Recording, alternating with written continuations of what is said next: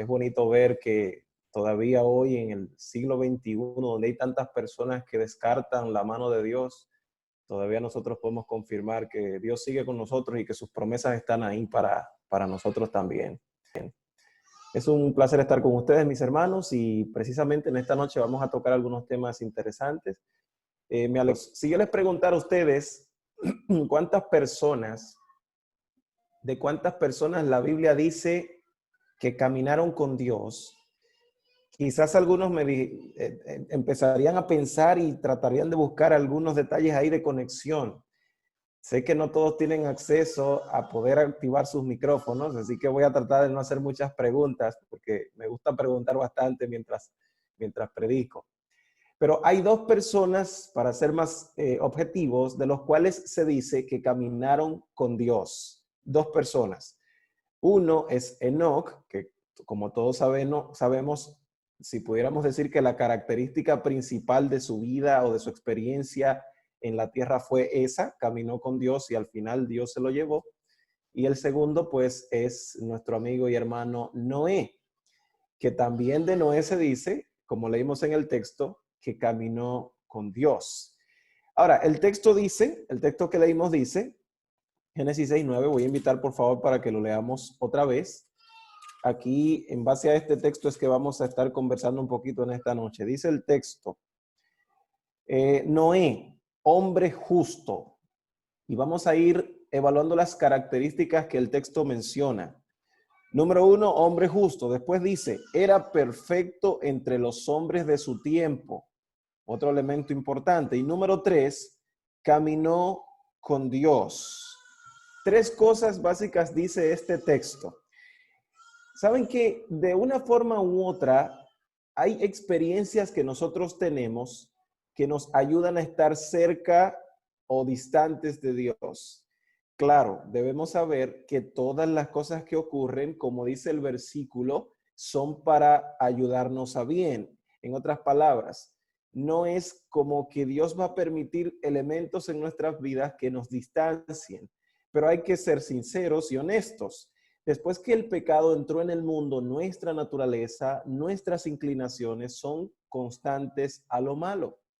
Y eso es algo que es una realidad y es algo que no podemos cambiar ahora mismo. Y Satanás aprovecha eso precisamente para distraernos, para llevarnos por carriles que no son los correctos.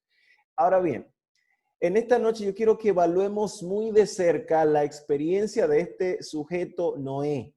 Cuando nosotros leemos Hebreos capítulo 11, vamos a encontrar una lista de héroes de la fe. Héroes de la fe, de hecho, hay algunas algunas Biblias que tienen esa introducción. Así mismo inicia el capítulo 11, lista de héroes de la fe. ¿Por qué esas personas que están ahí se consideran héroes de la fe? Por lo general, las personas entienden que alguien tiene fe cuando recibe respuestas positivas de Dios. En otras palabras, si tú oras y le pides a Dios, Señor, yo quiero que tú me des un carro, y en 2 semanas recibes el carro, significa que tú oraste con fe y que Dios te respondió la oración porque tenías fe. Por lo general, nosotros asociamos la fe precisamente a eso, respuestas que tenemos de Dios. Pero, ¿cómo nosotros podemos realmente medir o darnos cuenta de si tenemos o no tenemos la fe? En el listado que nosotros encontramos en Hebreos 11, queridos hermanos, las personas que aparecen ahí no aparecen porque ellos pedían a Dios y Dios les respondía. Si ustedes evalúan los nombres que allí aparecen, estas personas están ahí porque en lugar de orar y recibir, ellos hacían cosas. Y ese es el común denominador que tienen todos estos personajes. Abel, Enoc, Noé, Abraham, Sara, Isaac y los demás hacían cosas para Dios. Y si pudiéramos describir eso con una palabra, la palabra sería obediencia. En lugar de pedir, ellos obedecían. ¿Saben? La creación, supuestamente, cuando uno hace ciertos análisis cronológicos bíblicos, tenemos que situarla por ahí entre el 3800 y el 4000 antes de Cristo. Por desgracia, El desarrollo del pecado no ocurrió pues mucho tiempo después que Dios creó al ser humano, fue casi de inmediato. Y a partir de ese momento todo empezó a degenerarse.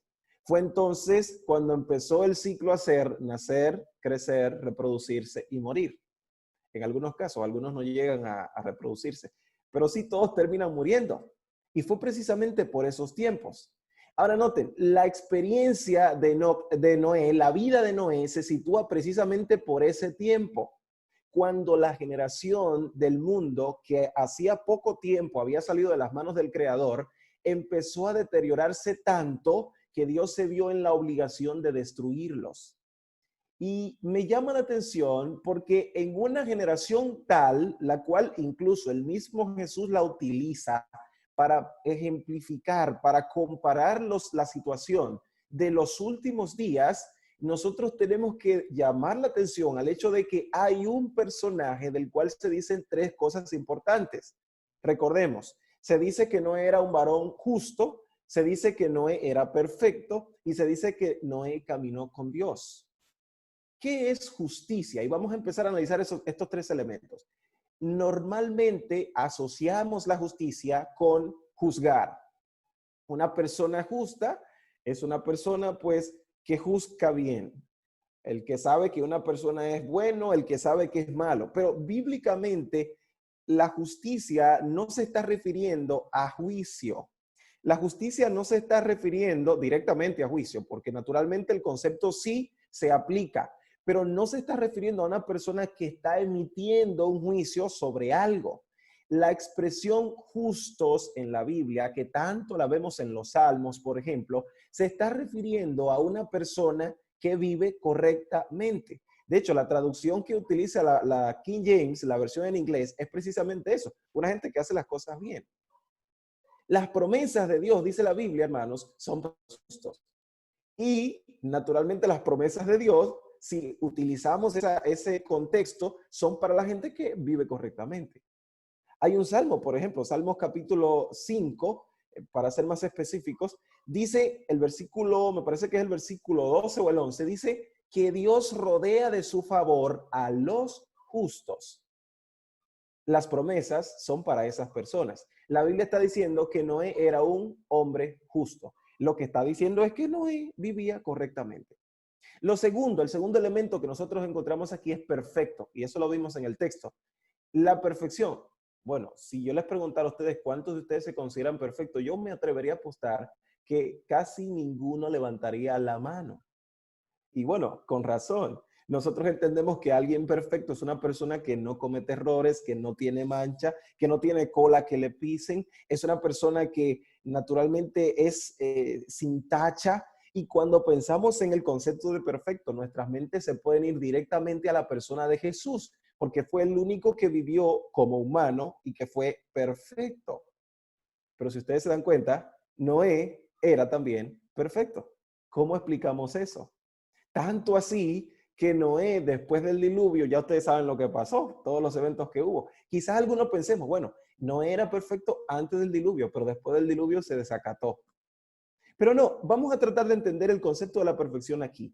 Bíblicamente, la norma de perfección o lo que se relaciona con la perfección es precisamente la fidelidad, hermanos. Cuando nosotros buscamos en la Biblia, por ejemplo, vemos la historia de Abraham, a Abraham Dios lo invita a ser perfecto, eso lo vemos en Génesis 17. La Biblia también dice que Caleb y Josué eran perfectos, eso está en Números 32. La Biblia también dice que el rey Asa, por poner un caso del Antiguo Testamento, ya entre el periodo de los reyes que fueron perversos, dice que Asa también fue perfecto. Primera de Reyes capítulo 15. La idea que Dios tenía de un pueblo en Canaán era la idea de un pueblo que también pudiera ser considerado perfecto delante de Jehová. Y ahí es cuando Dios establece el perfil de un israelita modelo en su generación. Hay un texto, de hecho, en Deuteronomio capítulo 18 que habla sobre eso. El Señor está invitando a Israel a ser perfecto delante de Jehová. Si pudiéramos buscar una definición más práctica para lo que es perfección, así como encontramos para justicia, la perfección sería una persona que vive de acuerdo a la religión que profesa. Esa es una persona perfecta. Lo que significa que Noé era alguien que hacía las cosas correctamente y número dos, Noé era una persona que lo que él profesaba hacer, lo vivía. Y aquí, hermanos queridos, hay algo que tenemos que considerar. Hay muchos de nosotros que a veces nos llamamos adventistas del séptimo día a boca llena. Nos sentimos felices de ser cristianos. Sin embargo, nuestras vidas están muy dispares, hay discordancia entre lo que nosotros decimos ser y en lo que nosotros realmente somos. Una persona perfecta, bíblicamente hablando, en el contexto de pecado en el cual estamos todos, no es una persona que no peca, es una persona que comete errores, pero es una persona que aprendió a ir a donde Jesús. Y yo quiero que ustedes sepan esto, Dios no juzga a las personas por las veces que cometen errores. Dios juzga a las personas por las veces que se vuelven a levantar, regresan donde Dios y restauran ese vínculo que se perdió. Lo tercero que dice la cita de Noé es que con Dios caminó Noé. Lo mismo que dice de Enoc. ¿Qué es lo que significa caminar con Dios? ¿Qué significa eso? ¿Cuál es el secreto de caminar con Dios? Yo sé que hemos escuchado esto tal vez en muchas ocasiones de muchos predicadores y es algo que se escucha bien bonito. Caminar con Dios, tenemos que caminar con Dios, tenemos que hacer las cosas bien. Es algo que se escucha genial, pero ¿de qué manera nosotros podemos encontrar alguna aplicación práctica para ese concepto? Quiero invitarles, hermanos, a leer Hebreos capítulo 12, versículo 2. Vamos a la Biblia y vamos a leer este texto. Hebreos capítulo 12, versículo 2. Este texto dice, tiene el secreto para nosotros poder realmente caminar con Jesús como lo hacía Enoc y como lo hacía Noé. Oigan lo que dice el texto. Puestos los ojos en Jesús, autor y consumador de la fe, el cual por el gozo puesto delante de él sufrió la cruz, menospreciando lo oprobio y se sentó a la diestra del trono de Dios. Algo interesante, hay algunas versiones que dicen fijos los ojos. De hecho, el concepto está hablando de eso. No se trata de pasar la vista a ver qué hay. Se trata de concentración. Y a eso es que se refiere. Cuando Hebreos dice, cuando el apóstol Pablo dice que tenemos que fijar los ojos en Jesús, está diciendo, tenemos que concentrarnos en Jesús. Para Pablo eso es lo más importante. De hecho, el secreto que tenían los héroes de la fe del texto anterior de Hebreos 11 es precisamente ese. Fijaban sus ojos en Jesús. Eso era lo que hacía Enoc. Eso era lo que experimentaba Noé. Y por esa razón de ellos también se dice que caminaron con Jesús. Saben, mis queridos, la fe, a diferencia de lo que quizás hemos creído en muchas ocasiones, no es como una proteína que fortalece nuestros huesos. La fe es más bien, y deberíamos entenderla más como una especie de camino, una especie de senda que nos lleva al cielo. Y cuando usted entra a ese camino, usted entra a esa senda, usted está en ruta al lugar donde Dios quiere que usted esté. Por eso en ese camino que no podemos andar solos, necesitamos acompañarnos del que puede llevarnos seguros, y ese es Jesús. Por eso en la vida, en la experiencia espiritual que desarrollamos, lo más importante es caminar con Jesús. Y ahora repita eso para usted en este momento. Lo más importante es caminar con Jesús. Cuando nosotros nos levantamos por la mañana, lo primero que sostenemos debe ser nuestras Biblias. Cuando nosotros salimos de la casa, tenemos que salir con la seguridad de que el Señor nos está acompañando. Cuando nosotros llevamos una canción en nuestro corazón todo el tiempo, nosotros podemos recordar de manera constante a Dios. Y eso es caminar con Jesús. Cuando nosotros utilizamos palabras adecuadas, en lugar de usar las palabras que todo el mundo usa, nosotros estamos demostrando que caminamos con Jesús. Cuando nosotros procuramos que nuestra agenda sea la agenda de Dios, nosotros estamos caminando con Jesús. Por esa razón, hermanos, de estos tres elementos, el principal que describe la experiencia de Noé es que caminó con Dios. Porque cuando tú caminas con Dios, llegas a ser perfecto. Cuando tú caminas con Dios, llegas a ser justo. Aquí, hermanos queridos, yo creo que nosotros deberíamos hacer una pausa y meditar por unos segundos. ¿Cómo ha sido mi experiencia espiritual hasta el momento? ¿Cómo yo me siento, cómo yo me encuentro en relación a Dios? ¿Qué cosas yo experimento que de una forma u otra me están haciendo quitar la vista de donde debo poner la vista? Tal vez nosotros tengamos alguna especie de déficit de atención y eso es algo real. Es algo que viene acompañándonos después que somos pecadores. Porque cuando tenemos que estar concentrados en Cristo, nuestras mentes se van por la calle, se van a la música, se van a las noticias, se van a los problemas mismos y nos olvidamos de que lo más importante es caminar con Jesús. ¿Saben, mis queridos? Cuando ustedes tropiecen, cuando tú tropieces, y es probable que lo hagas, yo quiero invitarte a que te levantes otra vez en el nombre de Jesús. Te quiero invitar a que sigas caminando, a que sigas avanzando, porque aunque este camino de la fe sea largo, la recompensa es segura. En una ocasión, la sierva de Dios, y esta fue su primera visión, está registrada en el libro Primeros Escritos, ella veía allí un camino estrecho, angosto, y ella veía encima del camino al pueblo de Dios, el pueblo adventista, que iba caminando por ese hilito allí, ese camino finito, hasta el destino que era la Canaán celestial. Lo interesante de la descripción que ella hace es que había muchas personas que iban en el camino, que no estaban con los ojos donde debían estar, que era la luz que estaba al final, la cual representa a Jesús. Y dejaban de mirar la luz, miraban a los lados y en ese momento se caían. Pero algunos que cuando iban mirando a la luz, sentían el cansancio, la distancia. Y dice la sierva de Dios que en esa visión, el mismo Jesús se acercaba a ellos y los animaba a seguir adelante. Cuando tú te canses, mi querido hermano, tienes que estar seguro de que Dios te va a sostener. Aunque el mundo de muchas maneras pueda parecer más divertido que el cielo, todas las cosas que vemos aquí, los 100 años que podamos vivir, no se comparan con las maravillas que vamos a ver en la Canaán celestial. No se comparan con las cosas que nuestros ojos van a poder apreciar. Aunque quizás nosotros nos perdamos aquí distraídos con todas las cosas, nada terrenal se compara con ver el rostro de Jesús. Yo quiero invitarte, mi hermano querido, mi hermana, a que tú puedas fijar tus ojos en Cristo todo el tiempo. Fijar los ojos en Jesús es caminar con Jesús. Caminar con Jesús es mantener una relación estrecha con Él todo el tiempo. Caminar con Jesús es nosotros poder tomar decisiones basadas en la Biblia, en la palabra del Señor. Caminar con Jesús es nosotros poder decidir correctamente. Caminar con Jesús es tratar de hacer las cosas bien, aunque no queramos. Caminar con Jesús es saber que aunque me caiga de cabeza siendo fiel, yo tengo la seguridad de que Dios me va a sujetar.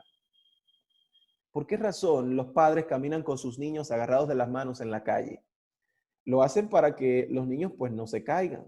Lo hacen porque no quieren que los niños se hieran, lleguen al suelo. Pero hay un detalle, eso no impide que los niños tropiecen, van a tropezar muchas veces.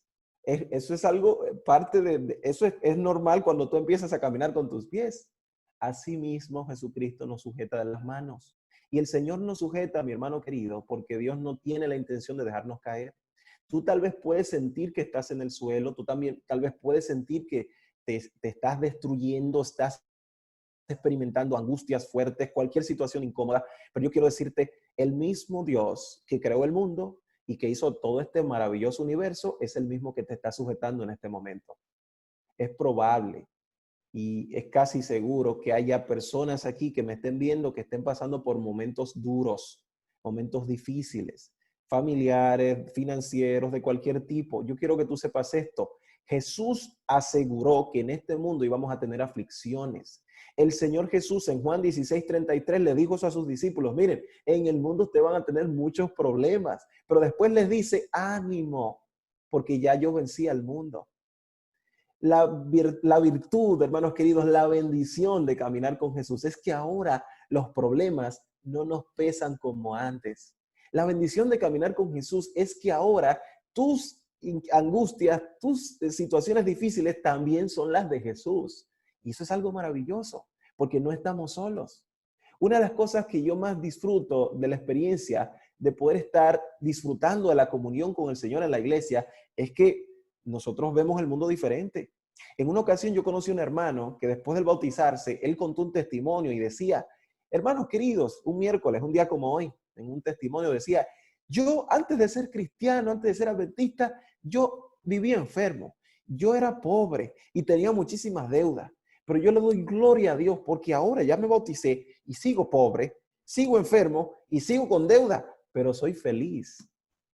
Y a mí ese testimonio me llegó al alma porque definitivamente es lo que pasa en realidad. Nuestro mundo es un mundo que está diseñado para que usted y yo padezcamos, suframos. Pero en este mundo, en medio de las angustias, podemos estar gozosos porque ya Dios venció el mundo. Hermanos queridos, yo quiero invitarles a ustedes en esta noche para que podamos ser como Noé.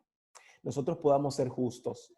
La justicia, recuerden, se trata de vivir correctamente, hacer las cosas como Dios las haría si estuviera en este mundo, como Jesús las haría si estuviera en nuestro hogar. Eso es ser justos. Quiero invitarles también a ser perfectos para que podamos vivir de acuerdo a esa religión que profesamos, que es el cristianismo.